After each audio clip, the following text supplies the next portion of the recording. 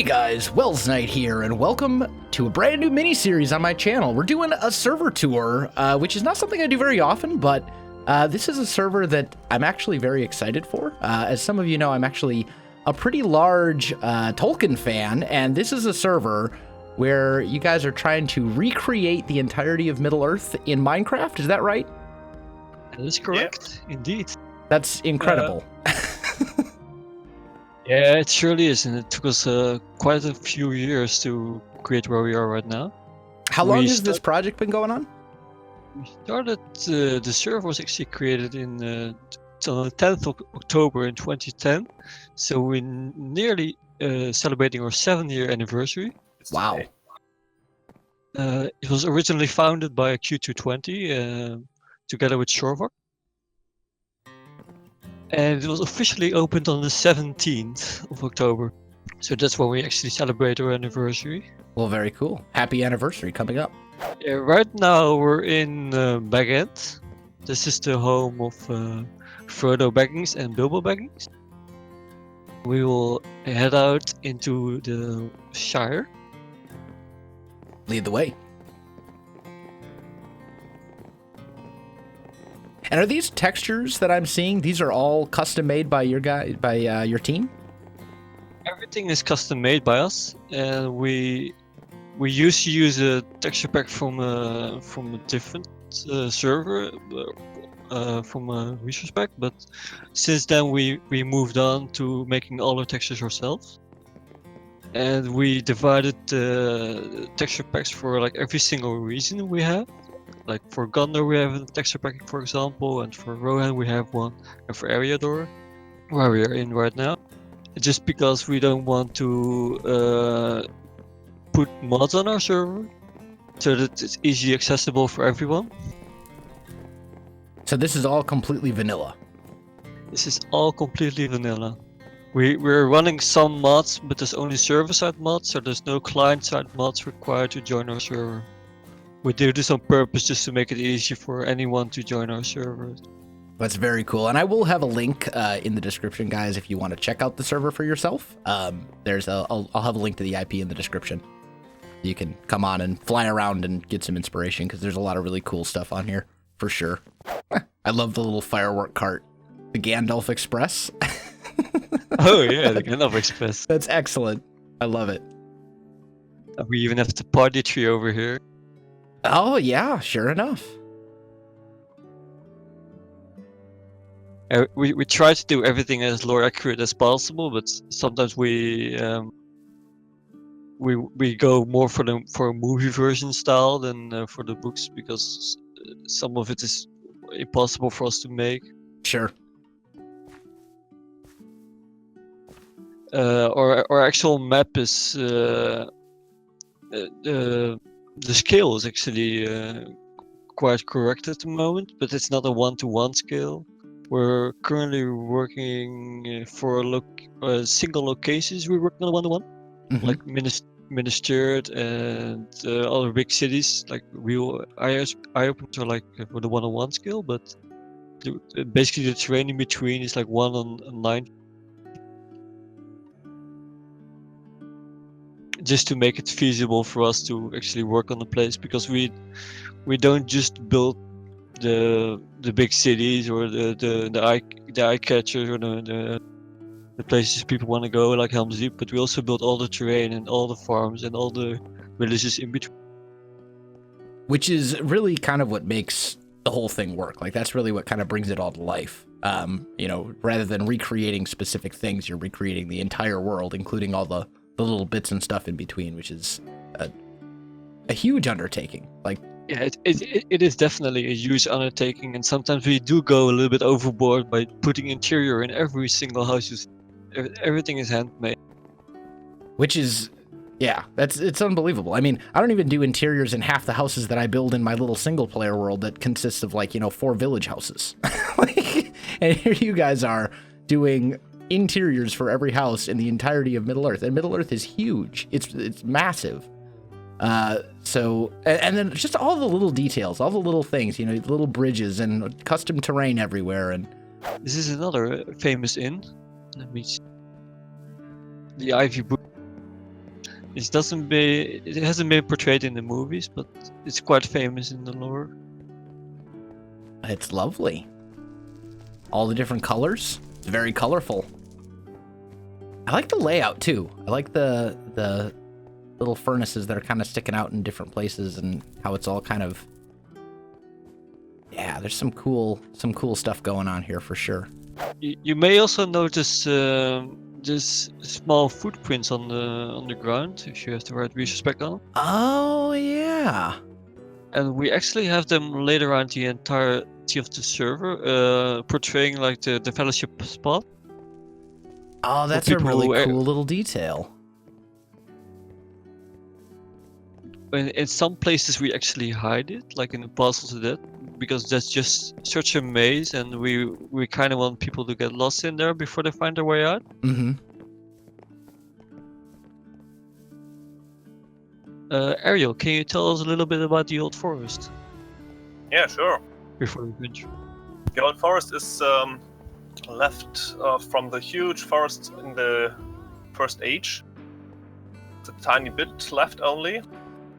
Very old trees, and Treebeard later on in Fangorn tells a bit about the Old Forest. So probably here too are some sleeping ants or huorns, how they are called, and that's making the forest quite spooky place. So hobbits are quite afraid of this. They're basically like evil trees, right? Not necessarily evil, but some yes. They're definitely unkind to hobbits and men alike.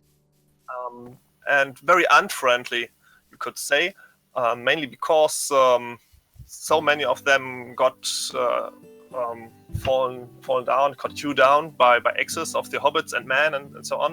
A bit from here, there's a huge glade where the hobbits burned a lot of forest, and so I think it's not surprising that the trees are a bit suspicious or unfriendly. Yeah, probably so. This is also the Old Forest is also where Tom Bombadil lives, isn't it? Oh yes, we're gonna go to that location right now. Ha! Called it. Man, this is the atmosphere that you get walking through this. It's so good. Like, yeah, it's lovely.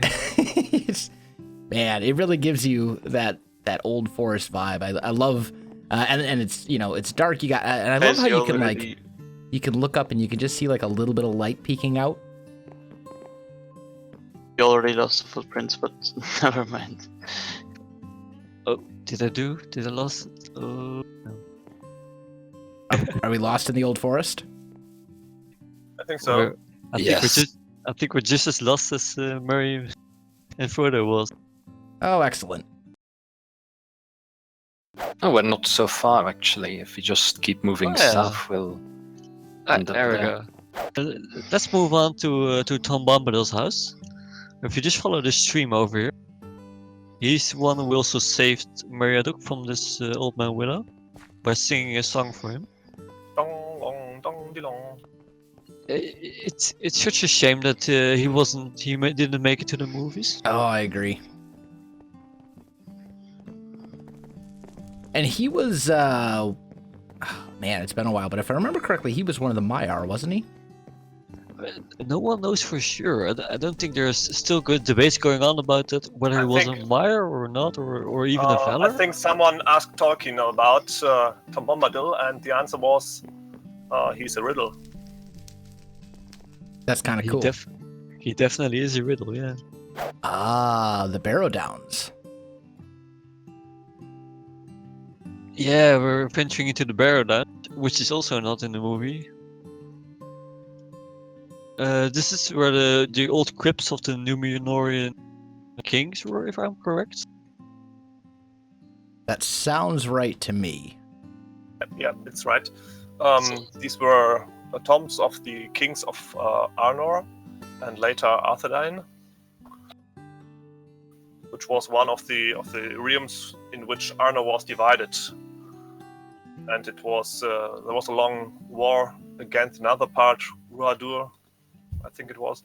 We have a lot of runes on the server, and what we used to do, and what we still use this day as a method to build these runes, is we build them up completely, and then we tear it down, just to create the most realistic runing effect for us.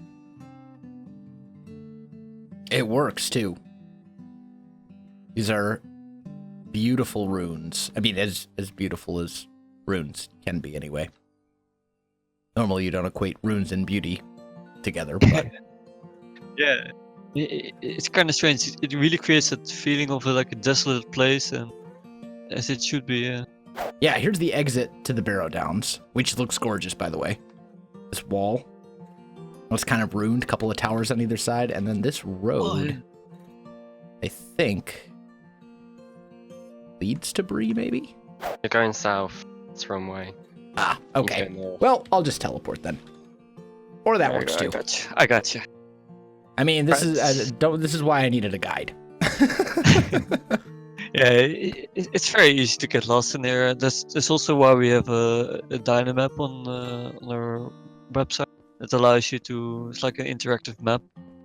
Updates automatically a location of where you are. Did the TP go correctly, or Yeah. are you stuck? Yeah, I'm here. I'm inside the gates. I'm still in spectator mode, so. Oh yeah, that's why I can't see you. Yeah. This is Bree. Ariel, can you tell us a little bit about that? Yeah, sure. Bree is the only place in Eriador and probably all of Middle-earth where hobbits and the big man, is how hobbits call the humans, live together in one settlement, which is quite peaceful in most times. So the big people live in the houses around, and the hobbits, the small people, live in hobbit holes, as they prefer, usually up at the upper hillside. Most famous place in Bree and most important meeting they already are the Prancing Pony. The Prancing Pony Inn. Welcome. This is where the hobbits also encounter Aragorn. Mm-hmm. Yeah. And where they he nearly get was- stabbed in their sleep by the Nazgul. By the way, Also- when you join the server, we also have a warp list. So for people who are not too fond of walking between all the places, there's also a warp command. But it's not about the destination, it's about the journey. It's about the journey. Indeed. I was about to say. Yeah, you stole the words out of my mind. I mean, one does not simply teleport around Middle-earth. What kind of a guide am I? I'm leading us in the wrong direction. Oh yeah, we are no, definitely you're too far north. Opposite direction. Yeah, let's go a little bit south there. I don't think it would make for a good ranger. No, probably not. I wouldn't either, to be fair. I'm horribly directionally challenged. Alright, there we go. We made it. We found it after all. I'll let you teleport me, because I'm an even lousier Oh, ranger you- than you are. Well, it's a good thing that you guys are not in the Fellowship. This is true. This is true. Alright, here we reach the bottom of Amonsul. Yeah, on top of this hill, there stood in former times the large watchtower of Amonsul, which was the border between two of the realms, in which Arnor was divided. And in this tower, there was the main palantir of the north kept. Also known as the side stones, where. Yeah, continue, Ariel. Yeah, Sorry to and so one of the seeing stones, which the Elendil brought from Numenor, it was kept here in the middle of the tower until it was destroyed by an attack from the Eastern Realm, and which was led, of course, by Angmar, the Witch King. It's a beautiful recreation. Like all the little details, all the little things, I can see once again, like we were talking about earlier with the runes, like all the little details and just giving that, it creates so much atmosphere. Just the, Oh yeah, it certainly does. you know, you walk through it and you're like, oh man, I love all I love the atmosphere that you can create when you add so much little details. It's the little things that really make all the difference in the end. Talking about little details, the middle here, this black stone, actually represents where Gandalf struck a lightning bolt to fend off the ring raids. Ah, very cool. Now, I think I'm the only one going ahead a little bit because I'm actually venturing to the Troll Shawls, which is Okay. more famous from the Hobbit than Lord of the Rings, because Bilbo and the dwarves encounter the trolls in the trolls. Mm-hmm. But it's a place in the Lord of the Ring too, well, when Aragorn and the hobbits came down from the mountains, where they tried to avoid the Nazgul. They came upon the stoned trolls. No, stoned is wrong in English.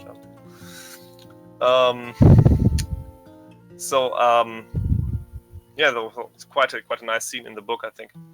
And I'm sure that somewhere we have the trolls that were turned to stone. Well, arguing over whether they should eat, or the order in which they should eat the Thorin's company, if I remember correctly. It's just our representation of the trolls. It's hard to make them in Minecraft, but we did our best. It works. It's actually pretty solid considering the scale. Like, it's very hard to work a lot of detail in when you're building on a relatively small scale. Like, these are what, roughly 5 by 3 by 4 high, or something like that. Yeah. Like, that's a very small scale to work in a lot of detail, and you guys have done it for sure. I can tell that they're trolls. That's good to know. These are the high moors of Rivendell. They are not really mentioned in the Lord of the Rings because Frodo passes out at the forts and is like unconscious during this part of the journey.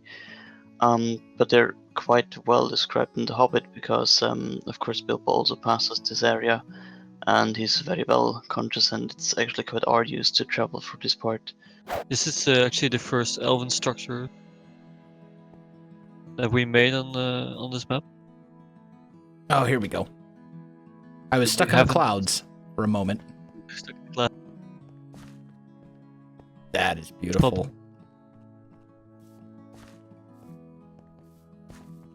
Man, that is so beautiful. Everything's still kind of rendering in for me right now, but... Oh yeah, same for me. Let me... Video details, clouds, off. Much better. There we go. Yeah, sometimes we have to struggle a little bit with the height limit, because we do want to create our mountains, but we do also want to create our builds at the appropriate height, so to say. Mm-hmm. So sometimes the clouds are a little bit low, because we use the full height, the full 256 blocks.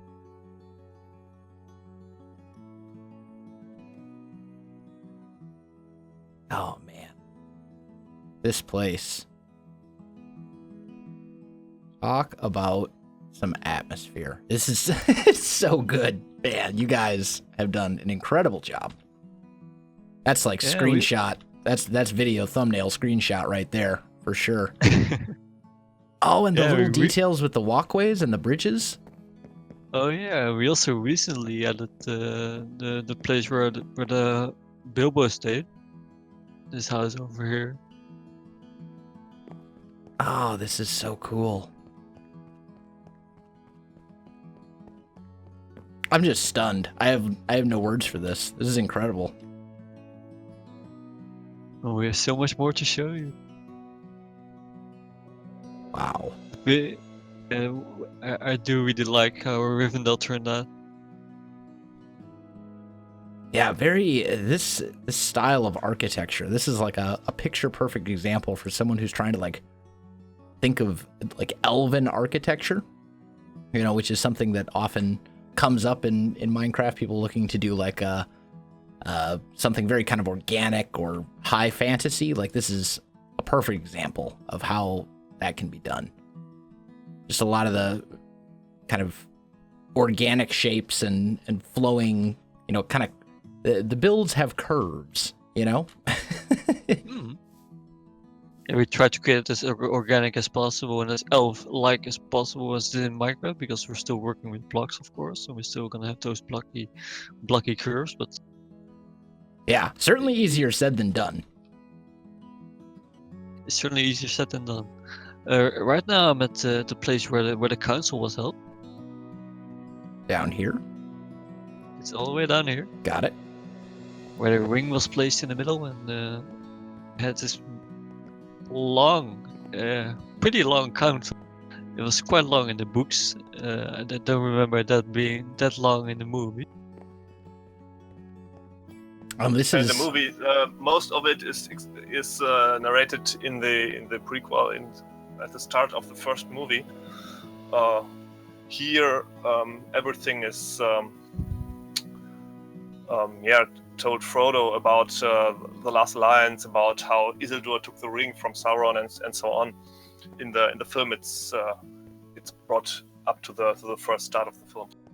This is also where one of the classic memes was born. Oh yeah, Where with Boromir says one does not simply walk into Mordor. It's just a good meme as well. And over here, if you fly up a little bit, you'll see the water. This is also something we recently added, is the moon rune, moonstone, where they deciphered the map in The Hobbit. Ah, very cool. That transition is so well done. The glacier coming out. Yeah, I think Finland worked a lot of hours on this. Yeah, it's basically like I think I've worked only about a year, only for like this section of the Misty Mountains. All these glaciers were made by hand. Every single snow block was placed by hand in jobs by adventurers, and adventurers mainly. I did so many jobs here. This is the door to the western Moria, only visible by moonlight. And also the lake behind it, where the evil sea creature dwells in. Luckily for us, the sea creature's not at home. This is good. So while we venture deeper into the mines, it will automatically teleport us to a different world on the server. We did this because we needed a lot of space for the mines of Moria. And you will soon know why. Aha.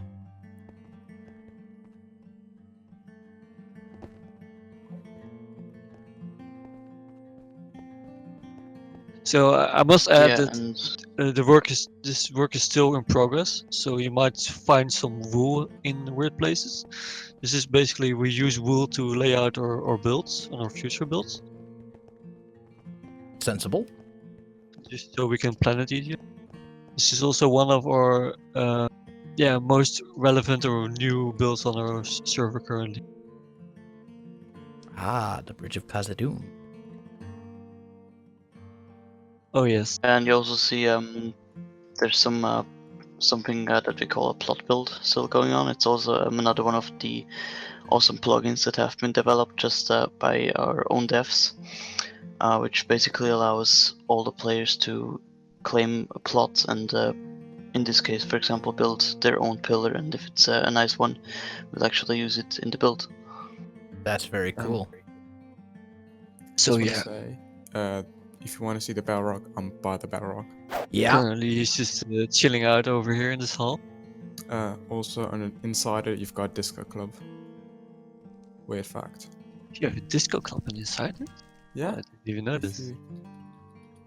I made it. You go underneath here. Right underneath that. It's got an entrance to it. Weird fact. Oh yeah, I see. This is a great sharing place. Other things we do. If you've got Is this a little Smaug pet, or what is it? This is the tunes. Gotta love Easter eggs. But if you want to visit a little bit of the hall, you can fly around. Wow. before we move on to Lothlórien. Yeah, you should have a fly around the second hall with all the murals on the walls and the pillars. It's such a beautiful view. Yeah. Yeah, Second hall is that definitely- FBT is maybe a good idea. Maybe you can tell a little bit about the second hall, Ariel.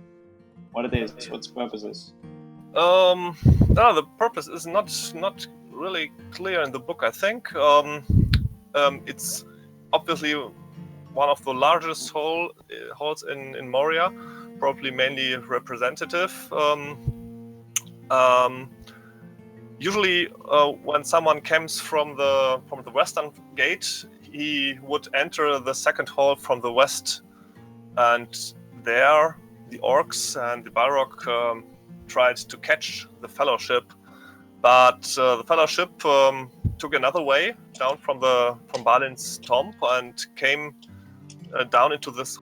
Wow. Although we're working on bigger halls even. That's ridiculous. It's so it's so big. How big is this? Like, how many blocks roughly? Even if I would guess it, I would probably guess it wrong. I have no clue anymore. 2.5 Numenorian miles. There we go. 2.5 million miles. There it is. Wow. If we follow this to the west, we actually get to the throne room.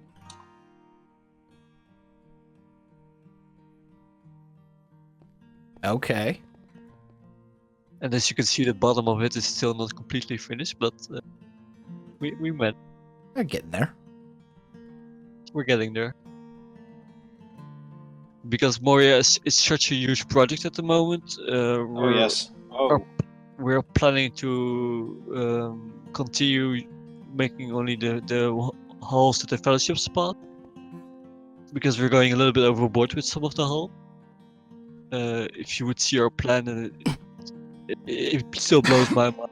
And when you exit that hall from the throne, you enter a cave which is still work in progress. There's numerous side halls which you can explore on a later date, but let's head out to Lothlórien. Actually, it's called the Mirror because it's reflecting. It's such a pure lake. It's reflecting the surrounding. We actually use a neat trick to do that. We copy the top part and we flip it upside down and paste it underneath the water. So you actually won't be able to dive deep into the lake. You'll hit glass, but that's where it's copied and flipped over, just to create the idea of a reflection. Ah, there we go. That's really cool, actually. I was running shaders a minute ago. I took them off. That's so basically this is just what you have on top upside down. Indeed, yes. So if you go in Game of 3, you can go through it and have a look around. That's really cool. That's something I would never have thought of doing. Not that I would ever do that, since I mostly play in survival, so probably never actually going to attempt something on that scale, but at the same time, a very clever idea. Yeah, it's a neat trick we do use in some other location as well, but we'll get there. The glitching holes. All right, guys, I think that is going to pretty much do it for today's video. Today we took a look at Eriador, and tomorrow we're going to take a look at Rohan, and then on Saturday we're going to take a look at Gondor. Remember, if you want to come onto the server yourself, look around, get some inspiration, there are links to everything you need in the description below, so check that out. If you want to come and if you want to help build even, as I said, everything you need to know is in the description below. I really do love this server. I've been aware of this server for a long time. I've been on this server a couple times here and there just looking for ideas, and if you're someone like me who really enjoys that kind of medieval fantasy style of building in Minecraft, this is a great place to get some ideas and look around. So but yeah, anyway guys, I think that is going to do it for this one. If you enjoyed the video, you know what to do. Links in the description below, so check that out as well. Otherwise, my friends, thanks for watching, and I'll see you in the next one.